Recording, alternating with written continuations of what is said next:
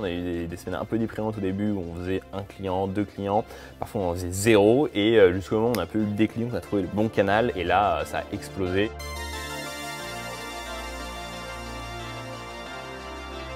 Comme en fait tous les étudiants, quasiment chaque année je déménageais pour aller dans une nouvelle école, pour un stage, etc. Et donc à chaque fois c'était un petit peu la même chose, il fallait souscrire le contrat d'énergie, l'assurance, la box. C'est extrêmement long, extrêmement pénible. Donc j'ai failli me faire mettre à la porte de mon premier logement parce que j'ai pas pris l'assurance habitation. Il y a 3,6 millions de foyers qui déménagent par an. Aujourd'hui les gens ils ont besoin qu'on simplifie leur vie.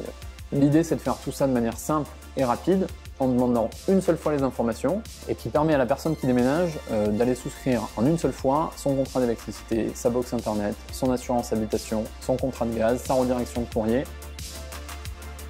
J'ai commencé à contacter les CEO de diverses grosses boîtes dans l'énergie, dans les télécoms, etc. Je leur ai juste dit voilà, je m'appelle Philippe, j'ai un projet, je veux simplifier la vie administrative de vos clients lorsqu'ils déménagent, je pense qu'il y a un vrai potentiel. J'avais rien, hein, j'avais juste fait un deck avec une dizaine de slides. Il y avait une vraie opportunité, ils ont été capables de le comprendre et c'est pour ça qu'ils nous ont encouragés au début. Je me rends compte très rapidement que je ne vais pas pouvoir tout faire tout seul. À l'époque, il m'appelle, on prend un café, il tourne un peu autour du pot. J'avais clairement identifié Benoît dès le début comme une personne clé auprès de laquelle je pourrais m'adresser. Et au bout de 2-3 cafés, il a vu que j'étais vraiment intéressé, que ça pouvait me plaire. On se dit qu'il faut impérativement qu'on fasse un test utilisateur pour vérifier que c'est pas juste une idée sympa qu'on a mais qu'il y a un vrai besoin. Du coup, on a eu une idée, on a pris l'appartement de Philippe, on a pris 3 photos. On l'a mis en location sur Le Bon Coin et on a commencé à le faire visiter. Et à la fin, je disais aux personnes qui visitaient, j'ai un ami qui veut fonder une start-up, est-ce que vous pourriez répondre à ces questions? Et les gens étaient un peu pris au piège, ils voulaient l'appartement, donc ils acceptaient de passer 5 minutes avec moi pour répondre à des questions. Un peu malheureux pour eux parce que moi j'ai pas du tout l'intention de le louer, c'est juste pour faire un test, donc ils ont fait un peu une visite à blanc, mais nous ça nous a permis de tester l'appétence pour le produit et de commencer à avoir nos premiers clients comme ça. À ce moment-là, on s'est retrouvés à 2 dans l'appartement de Philippe. On a voulu être le plus lean possible, donc ce qui s'est passé c'est qu'au lieu de se lancer directement sur un produit full web, on s'est dit on va commencer par le téléphone pour simplifier. On a développé un site internet, on a expliqué le concept et on a mis un numéro de téléphone. On a fait de la publicité et on a attendu les appels. On a testé énormément de choses. Il y en a plein qui n'ont pas marché. Entre avril, mai, juin, on fait peut-être une trentaine de clients en 3 mois, donc c'est pas énorme. À partir de juin, par contre, on commence vraiment à décoller. Donc là, on fait plus de 100 clients. Le mois suivant, on en fait 500. Le mois suivant, on en fait 1000. Très rapidement, on était complètement débordés. Donc là, on a commencé à embaucher. Et comme ça, on a monté une mini-centre d'appels jusqu'à 20-30 personnes.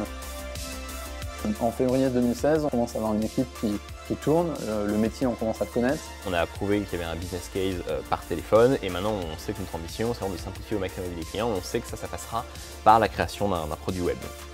Moi j'ai mis un petit peu les mains dans le cambouis et on a commencé à développer une première version de notre application.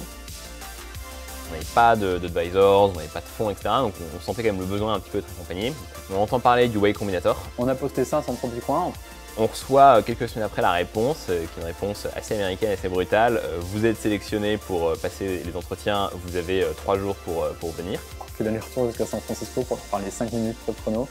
Le soir, on sort dans un bar et on reçoit un appel du Y Combinator qui nous dit c'est bon, vous êtes sélectionné. Vous louez une maison et vous allez passer 6 mois avec nous et on va travailler sur votre produit.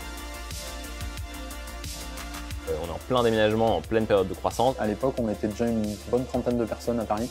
On commence aussi parallèlement à une levée de fonds. On a bien réfléchi, on a pesé le pour et le contre. Et donc on finit par décliner le Y Combinator. On préfère se concentrer beaucoup plus sur la croissance en France.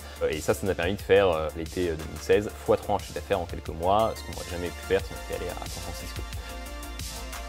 En 2 ans et demi, Papernest, on a beaucoup grandi. Fin 2017, on a passé la barre des 100 000 clients. Ce qui est un spot énorme et à l'époque on ne pensait pas du tout qu'on serait capable de le faire aussi rapidement. Aujourd'hui, il y a encore plus de 95% des gens qui font tous leurs contrats individuellement.